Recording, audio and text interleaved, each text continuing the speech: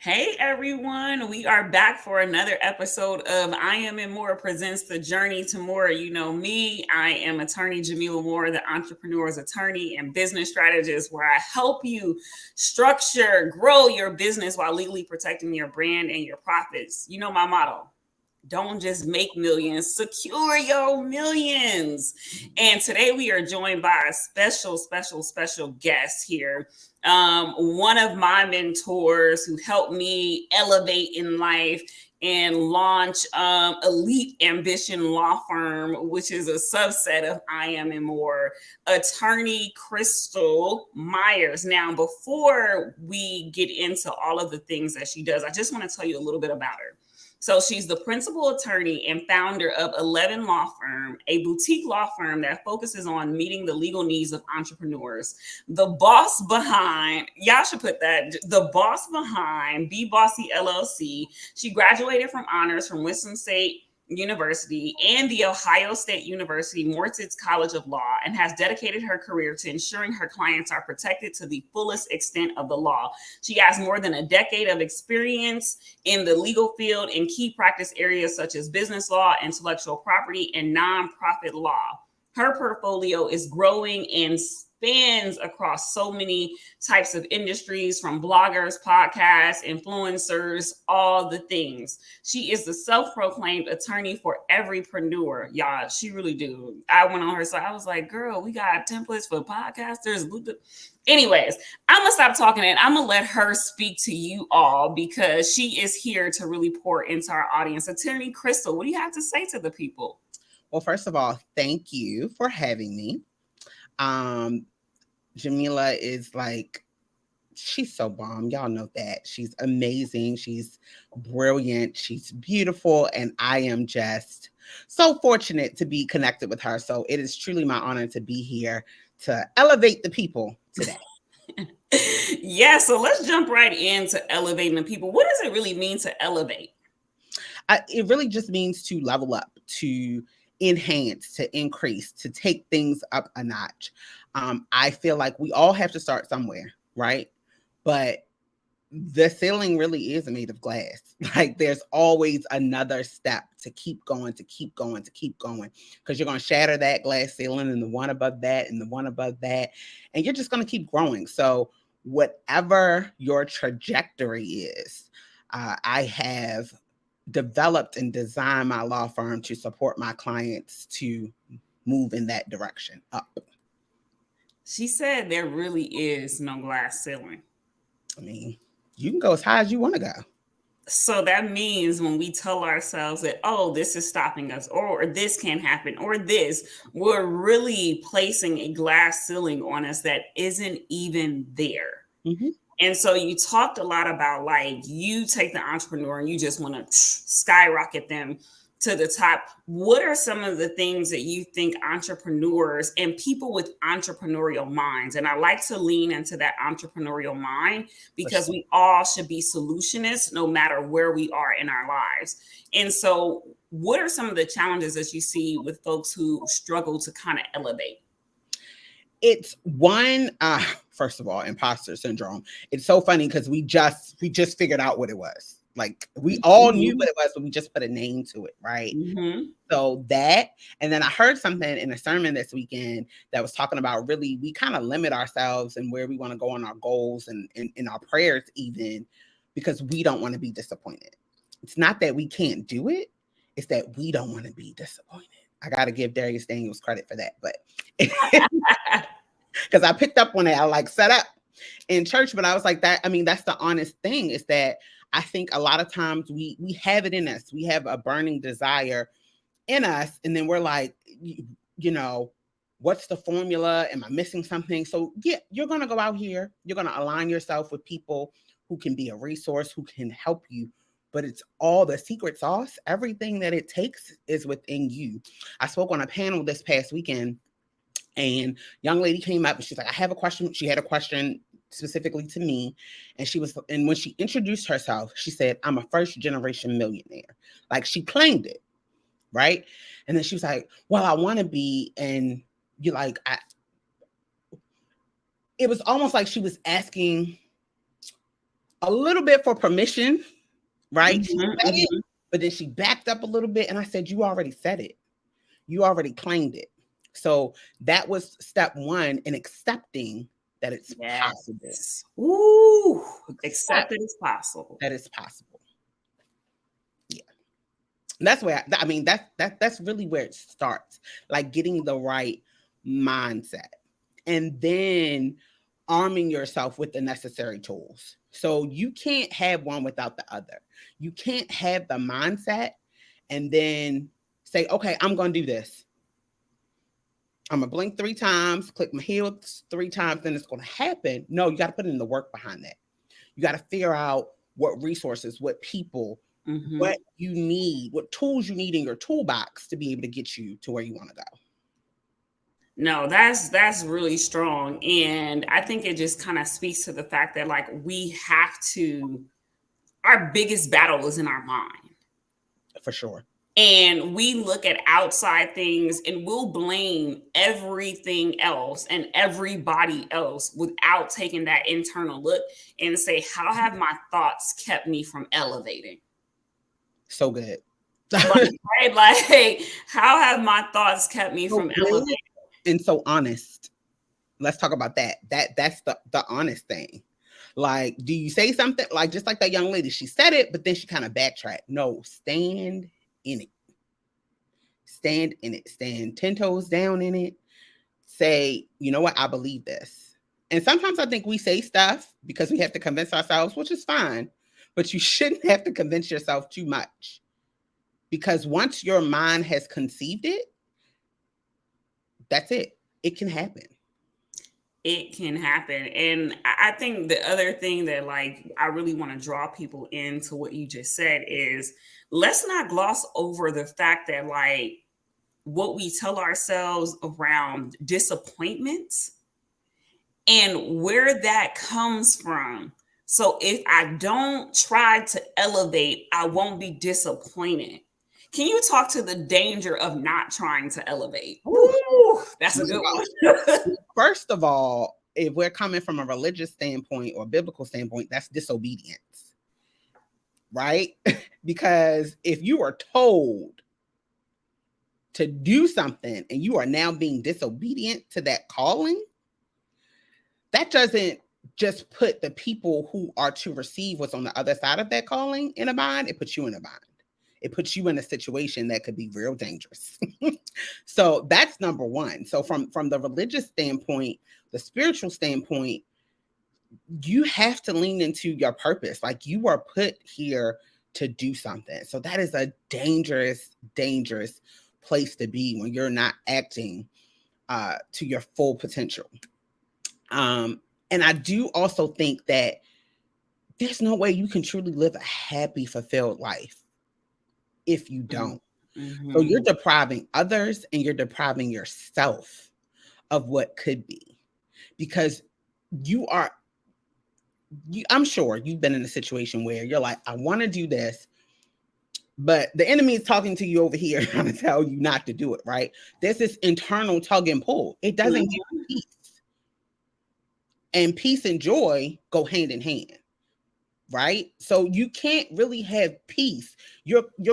Everything is gonna be a constant struggle. So every time you go to do something else other than what you were supposed to do, that's gonna be a struggle. It's going to be a struggle. That's not to say that when you are climbing, I was talking to a client about this recently because it just seems like as they are embarking on an endeavor, her and her husband, things keep coming at them. I told her one day, I said, what you are doing is going to be so good because all of these things are trying to stop you from it. Yep. And all you really have to do is keep persevering and pushing forward. Don't deprive yourself and don't deprive others. It's dangerous. Listen, you see why. Listen, first of all, I got a coach for everything, but you see why she's my mentor. And one of the things that I want to lean into is that piece around perseverance while elevating. Mm. And it's so important. It's so important for you to build the stamina to persevere. Because one, she's telling you about people that she's worked with, but there's also the fact that, like, at some point she had to talk to me about it, because I was like, no, I'm good. I'm good. I'm good. I'm great. And it was just like, No. you think God gave you this for you to keep it to yourself? Well, no, I just think that I should sparingly use it. Right. And the reality, one of the things that she hit upon is people are waiting on you to elevate in order for them to elevate. And so, if we think about us being a body, and we're both believers, so we're going to be like the body of Christ, right? If one part of the body starts to dysfunction, then the other parts cannot operate optimally, right? And so, if we're really going to walk in love and be the unit that we're supposed to be, we have to move differently, and we have to operate in our elevation. Absolutely. Absolutely. Listen, this stuff I have to tell myself. A lot of people tell you they're where they are now, right? But they won't tell you they've been through, right? I have to have conversations with myself too. But that's what you should be doing. You should have pep talks with yourself. And if I see something in you, I'm going to have a pep. Listen, you were put here, you were sent here on assignment. So you need to understand your assignment, and you need to push towards that. Like you can't let disappointment or fear, because that's really all that ever, these are intangible things that have so much power that stop people from leveling up and moving to the next level and elevating. It's intangible things: fear, disappointment, distractions. These are things that stop you. But really, we are in control of these things. And we can really persevere, strap on our armor, and say, okay, I need to move forward, right? Because let's be honest, entrepreneurship is not for the faint of heart. I know it's kind of like trending now. A lot of people, I want to be an entrepreneur. That's fine.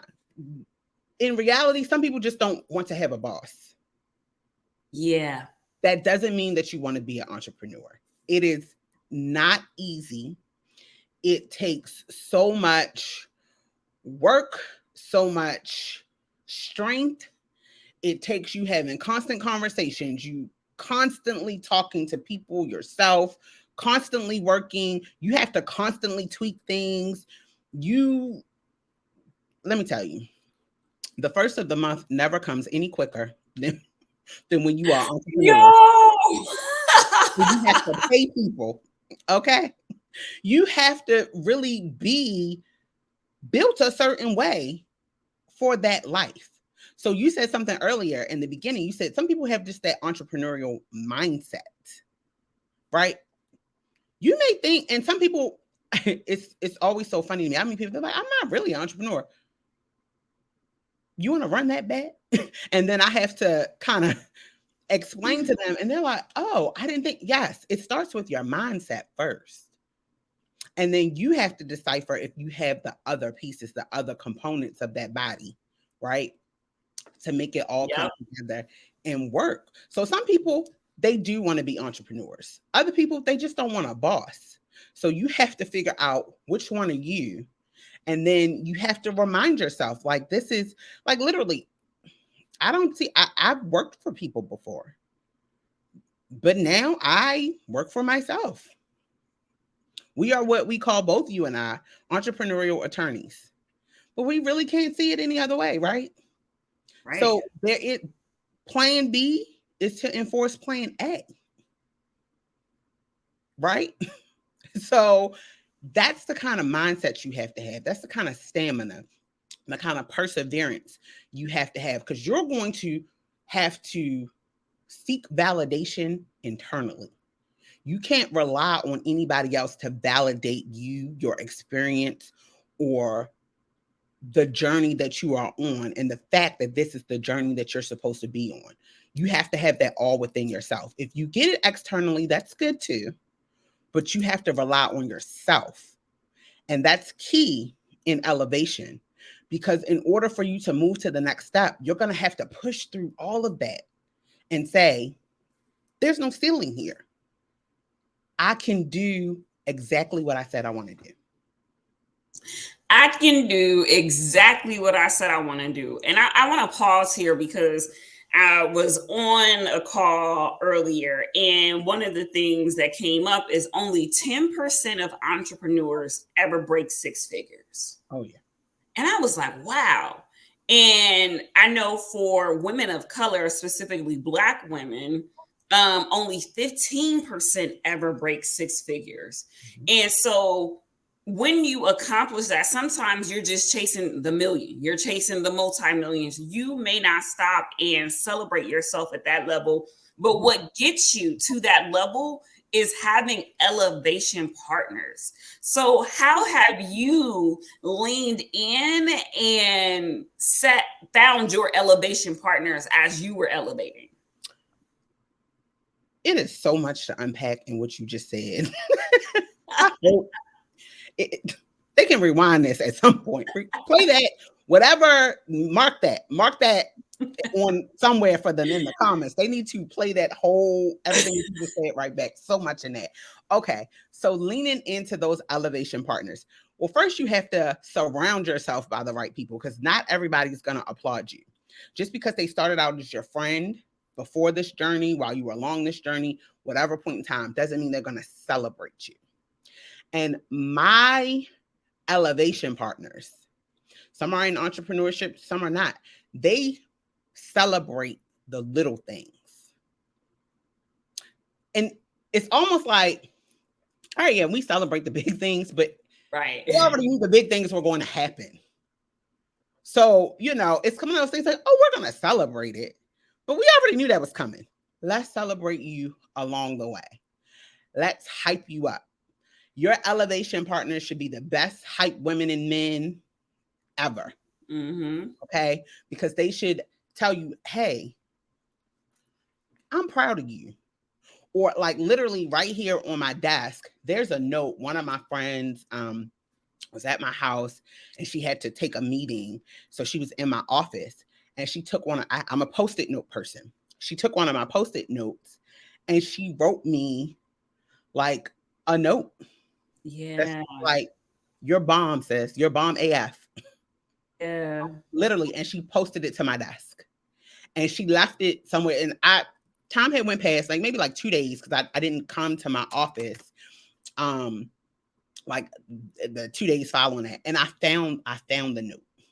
And she had signed it. Having friends like that who are just gonna send you a note, send you a text message. It may not even be a repost, because sometimes we're looking for, hey, we're having a sale or we're promoting this and we want somebody to repost us. Yeah. That may not be what your friend does, but they are truly going to celebrate you. My friends I will get surprise flowers. I will get just surprises just to say, hey, you are celebrated in who you are. Or sometimes it could just be a voice note or a text message. Keep up the good work. You're doing a good job. The importance of having that is because those people know the assignment that you are on. You have to have that. No matter what your love language is, right? This is like your entrepreneurial language, not even language. We need to have somebody in our corner, because it's not that we need, in this instance, we're not looking for validation, right? Because what this is, it's different from validation. This is just keep going.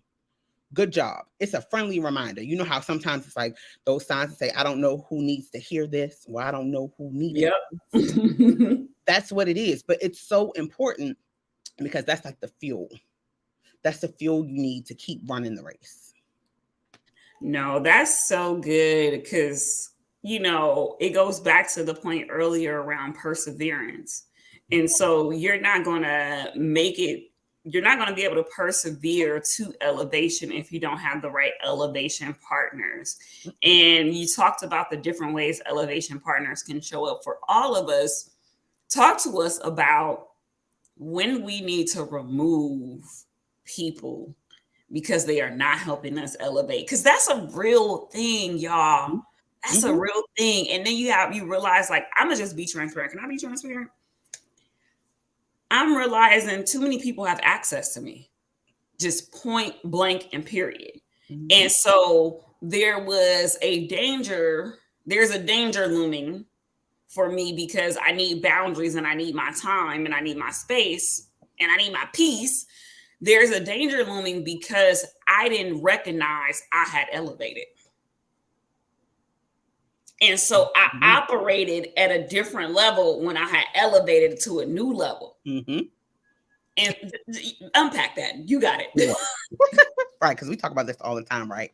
So first of all, one of the things that you can see when you need to elevate is people's reactions.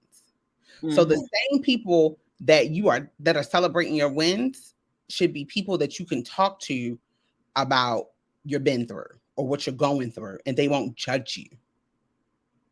They're going to help you either be they're going to be a sounding board for you, help you pick solutions that they may not be your solution, but they are not going to judge you in that moment, right? When you have people who are starting to judge you for what you're going through or when you're down, or people who can't celebrate you in your little moments, or people who your relationship or the access that they have to you is really transactional. So they expect something from you. So those people, when you set boundaries, they are upset because they are getting de-benefited or they're losing access to you. Those are the people that you have to say, I have to go. If they are proving to be a distraction, right? So you may have friends that you're like, I remember very specifically when I was studying for the bar. And I had just come home from law school. It was a good time. I was in my early 20s. It was a good time to be had around the city of Baltimore. My friends, my cousins, they were going out. And I had like a little wiggle room before bar prep started. So, we were hanging out. And then when bar prep started, I was tunnel vision. And it was a couple times they were like, you sure you can't come out? I was like, you will not see me until after this exam. And then they respected that boundary. So that's when I knew, listen, they didn't ask me to do anything. That's when I knew they're here for me. They understand me. They understand what I need. I need to be supported in my decisions. If it's setting a boundary, if it's deciding that I'm maybe not going to hang, it's no love loss, but maybe I need to spend more time over here than I do over here with you. But you understand that and you respect that, we're good. But if not, the most common example I can think of when we think about athletes, you get drafted, you get on that professional level. Sometimes we have to leave some of those friends. That's so good. We have to leave them. Okay. And it's like, that was my homie. That was my ace. We grew up together. This is that. It's not personal. But sometimes if we are not lockstep and stride, we're on the same page, I have to leave you here. Now you can come with. And again, I keep thinking of all these examples. It's really like Jesus and the disciples, right? Lose yourself, let go of yourself to come walk with me. It's gonna be okay, but you have to give up some stuff. So if you don't have people that are willing to elevate with you and they just want to stay there and they can't respect your boundaries and they can't support you, then that's what you need. There is someone, a CEO of a company, who she says every year she does a friend audit. And she looks to see, is there someone that I need to change the nature of our relationship? No, that's good. And this is why we are here really discussing elevating in life and in entrepreneurship, because these are transferable skills that work both ways when you're elevating. And so, Crystal and I, we are both creatives. And so we're not your average attorneys. We don't think singular, like we're going to like really go out the box, right? And that's how we help you have these out the box businesses with out the box results. I'm gonna let that settle.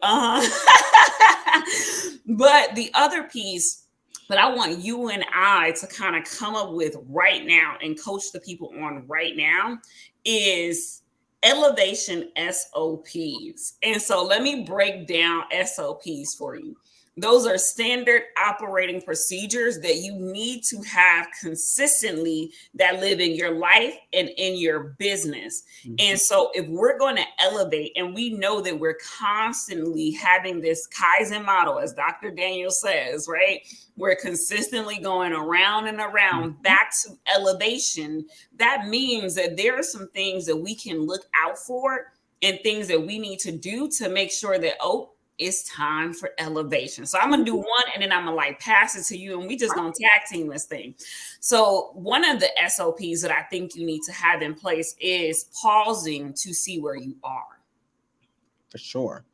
I think you need to make your goals tangible.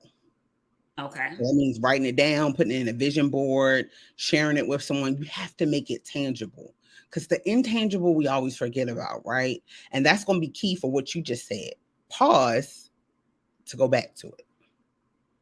Yeah. So after you pause, then you got your intangible goals. One of the things you're going to have to do is in that pause, you're going to have to reflect on what's working well and what is not working well. Then after that, once you assess what's not working well, you have to pivot. And if we learned no other word during 2020, 2021 and beyond, it's pivot.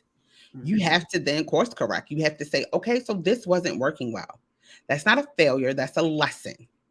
What can I learn from that? What can I take this to do and pivot? And I want to talk to the folks because with those SOPs, there are some things you're going to have to do, but there are some things you're going to have to think. And so as you are developing these SOPs, that means a mindset that you need to have in your toolkit is I cannot be afraid to shift. Can't be afraid to shift. Can't let distractions get me off course. Okay. No distractions. Like really say, okay, if this is the goal that I set, I can't let fear or distraction consume me. Yeah, I'm trying to think of one more good SOP like for the folks because I know this is helping people. Okay. I think another thing would be to audit your habits. I think that's a good one. Yeah. I think it's to audit your habits, but I think I'm gonna add one more. Okay.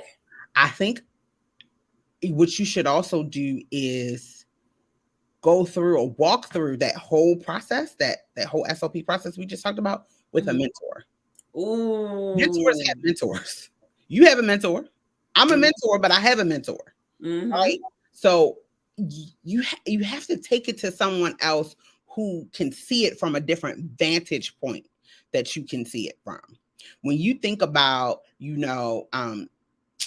even if you think about when people are on stakeouts, or if you think about a parade or something like that, they're different vantage points. Why do we position people at different places to be able to see the big picture of something? Because each vantage point gives you a different perspective. So take all of that, right? And then go to your mentor and review it with them. Elevation partners. So that SOP, I know it helped you out. I'm gonna probably replay this one and be like, oh yeah, let me make sure I got this down. Like a marker. Mark that. Like, okay, boom, boom, boom. So here I go.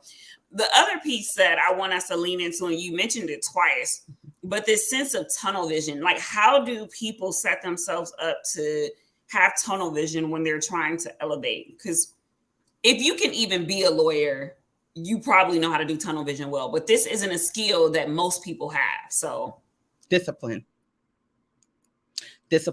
So yes, you are absolutely right. If you have ever been to law school, if you have ever taken the bar, you have tunnel vision like you would not believe. But for everybody else, there has been something in your life that you wanted. You said you want it. You set a goal to get it, and you were disciplined enough to do it. And so you may be thinking, well, that was different. That was easy. That was, losing 10 pounds for my friend's wedding, or that was saving up enough money to go on a trip. Doesn't matter how small or how big it was, you had discipline. And that same discipline you can use to elevate yourself in life and in business. So it's just a matter of saying, okay, well, if this is what I want to do, what are the objections that I have to this? What are the things that are in my way or that would prevent me from reaching this? And then clearing that stuff out of the way. That's the only way you're going to get tunnel vision. If you want anything bad enough, you will work hard for it. And I think that speaks to intentionality and being able to really set the right intentions. And if you are going to marry yourself to your goal, I feel like the creativity is really flowing here today. If you're going to marry yourself to your goal, you have to divorce yourself from people pleasing. You have to divorce yourself from distractions. Come on with some more divorce. What's the Cash App so they can give you your offering?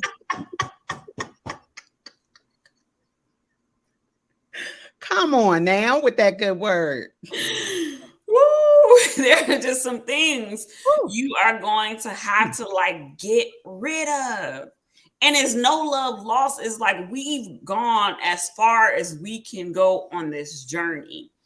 And one of the things that I think that holds us back is things that we've experienced in our childhood that have become our now belief system. Yeah, for sure. And so one of the prayers I've been praying recently is, God, help me to have the belief system that I need for my next level. Because I recognize that, you know, growing up in a single parent household in LA, like not Orange County, not Laguna Hills, not Beverly Hills. I grew up in LA, survived a drive-by at 5, right? All the things like, so I want to take that survival belief system into a season of thriving and elevation. Mm-hmm. Can I even manage that properly, Crystal, if I do that? That's so good. So let me say 2 things first. One, I often think about how when I was a child, I wasn't afraid of anything. I don't think I had a context of fear. Literally, and my parents will tell this story often. When we were 3, we went to Disney World. We had drove down with the family, with my extended family. We got to Florida. We were going to the pool. My mother put my little bathing suit on me. I was 3. I ran ahead of everybody else and jumped in the pool. Like a true Pisces. Jumped in the pool. So my dad came and jumped in after me because I did not know how to swim. Right. But no one ever says I was drowning in this story. So my instincts, I'm sure, kicked in. And of course, when we got back home, he was like, you're going to swim lessons because I can't take this. But literally, he jumped in the pool with all his clothes on. This was before, this is when people carried cash, all this money, everything, right? But that's the kind of fear that I want to have as an adult. Ooh. I think back to how when we were kids, fear just didn't exist. We did so many things. And so something that you said, it's kind of like going back and unpacking, at what point did I lose that fearlessness? At what point did I become so cautious? That's not to say that you shouldn't take calculated risk with things, right? But at what point did I just say, I'm going to let fear debilitate me? And you have to reverse engineer that thing. You have to back it up to figure out so you can be able to move forward and to elevate. And something else that I want to say, something when we talk about like you have to let go of something small so you can elevate, you can get something bigger. I always think about the image where it's God, and it's the little girl, and he has the big teddy bear and she has the little one. She's like, but I love it. Mm-hmm. That's all a part of elevation. We don't start anything to just get to a certain point or get to a level. I was reminded by a friend the other day, we was talking about something. I was like, well, this may be okay. It's giving some business advice. I was like, that may be okay. So are you reaching for something higher? And I was reminded, because he turned around and said, well, you always say, if I'm going to be a monkey, be a gorilla. I do say that. I do say that. Be the biggest and the best. So I said, okay. And really, it was just a more of a check-in question for him. Yeah. He turned it back on me. I was like, I was just trying to make sure I was clear on what you were saying. But you're absolutely right. I'm not saying I don't support you in this, but sometimes that's what it is. It's like if you set your mindset so low, so little, because you're fearful, because you don't want to be disappointed, because you're just like, well, I could live at this level. That's the level you're going to live at. You have to be willing to let go of that fear to elevate yourself, to say, I can let go of this small thing because I know there's a much greater reward on the other side. So she can put her cash up here because I'm speechless. Can't even come up with the next question. No, I got the next question for y'all. But one of the things that you really hit on, I think that I want to pull us out and pull us out into and really lean into is that bear analogy, right? Mm-hmm. And so we can see it as a bear, or we could see it as our current life.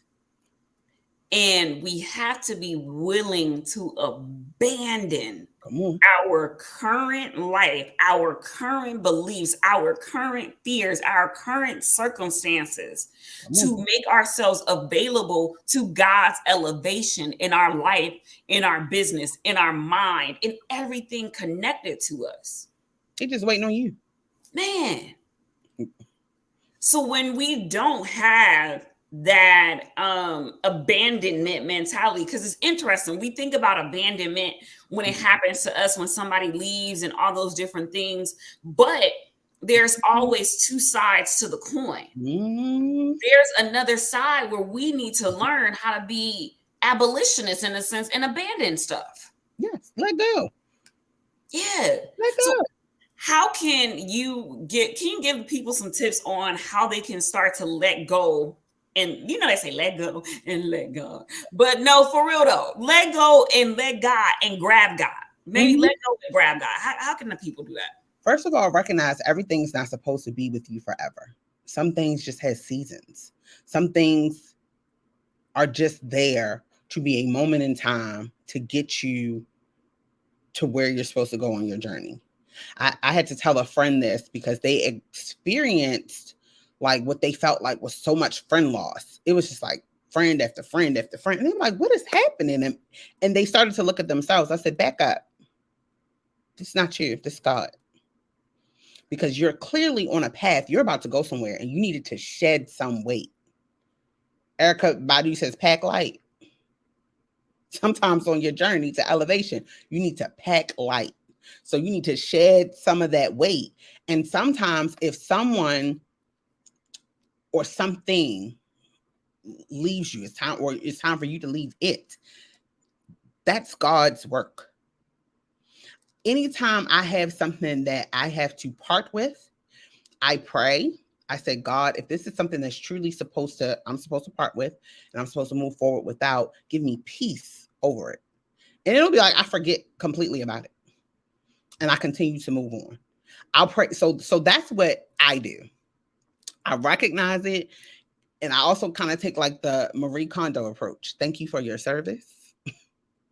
I appreciate what you did for me in this moment. I appreciate the lessons that I learned, but I know that I have to keep moving on this journey, and it is not meant for you or this thing to move with me. But I thank you for everything that I learned from it, and just learn to appreciate people and things for the time that they were appointed to your journey, what they gave to it, and the lessons that you learned. Pray for peace over that separation and keep moving. You said sometimes we have to divorce. Sometimes that's meant to be. Sometimes that's supposed to be a part of your story. And let it be that. No, that's so good, because on this elevation journey, you're going to have to sacrifice, and you're going to have to find a way to always be able to honor people and the people, places, and spaces for what they could give. And the piece that I'm going to lean into as we kind of come to a close is the reality that elevation causes loss, and you need to have a plan in place to grieve the loss. You whether it's a therapist, whether it's a coach, whether it's a mentor, whether it's just like taking a retreat, like it's going to come with a loss. And I think sometimes we've only associated grief with losing a loved one. But whenever we have this loss, and that loss could be Mhm. traumatic if that's who you've been with for 30 years, this is what you've done for so many. But the reality is, it's gone and it has to go. That was the time. Because here's the other part: if you don't separate yourself from it, God will separate you. I'd rather follow instructions and just let things flow than feel whatever He has coming my way. But something else that you said reminded me of the scientific process of growing hair. Hmm. Tell us about that. To grow hair, like, you might comb your hair and you're like, "Ooh, I'm shedding some hair." That's a part of the growth process. Any cosmetologist will tell you that you have to shed hair to grow more. And the same thing applies with entrepreneurship. You're going to shed some things, you're going to let go of some things, and it's okay. It's making room for more. You see how she played that back with that I am and more, and we journeying no more. Crystal, what's your final thought on this topic, this elevation topic? Let us know a final thought. So, you have everything in you to elevate yourself in life and in entrepreneurship, right? Once you have that mindset, it starts with the mindset. Once you have that mindset of, and I really think you touched on it before, it's solution building. It's saying, here's where I want to go. What's the solution? What's the plan to get me there? If there are objectives or obstacles, figuring those things out, figuring out who are going to be your elevation partners, aligning that with them, staying with that tunnel vision, saying your prayers, meditating on things, really just drenching like yourself with everything that you need to be successful, because you have it in you. If God put it on your heart, He already wants you to do it. He's just telling you a little bit of His game plan, giving you a little bit of His insight. So know that you have everything within you to truly elevate yourself. And how far you go really is contingent upon you and how far you in your heart want to go. So good, y'all. We want to thank the attorney, Crystal Myers, for coming in and just really sharing about elevating in life and entrepreneurship. And she's so passionate about making sure entrepreneurs are elevated that her law firm is like literally elevate entrepreneurs. That's what 11 means. And so please connect with her. If you are an attorney, you've been burnt out, you've been trying to figure out how to make extra money, you're just like, I don't know if this is for me, you definitely want to lock in and go through her attorney accelerator to make sure that you can start building your own law firm, your own entrepreneurial journey to really make the law work for you and love it. And I had to lean in there because, in our profession, many people end up as alcoholics and addicted to various things. And it doesn't have to be the case. And we're sitting in front of a woman who's dedicated half of her business to doing that and the other half to helping entrepreneurs elevate by securing their business, their brand, and their profits, right? She's a one-stop shop, and I'm your other one-stop shop, right? And if you're looking to start, structure, and grow your business, please make sure you lean in and connect with me, especially for those that are like, I have these ideas and I don't know where to start. Mm-hmm. It is so, so, so important that you start right. Yes. Right. She's going to get you together. She's going to make sure you start right. Like, I have a proven framework. You don't get to this level of success and you don't push out people that are successful in business without having a proven framework. And that's what I offer here at I Am and More, in addition to like your legal protection. So we love y'all. We came together to make sure that you were elevated in life and in business, and you know how to reach both of us. And we will see you on the next episode. See you soon. Bye.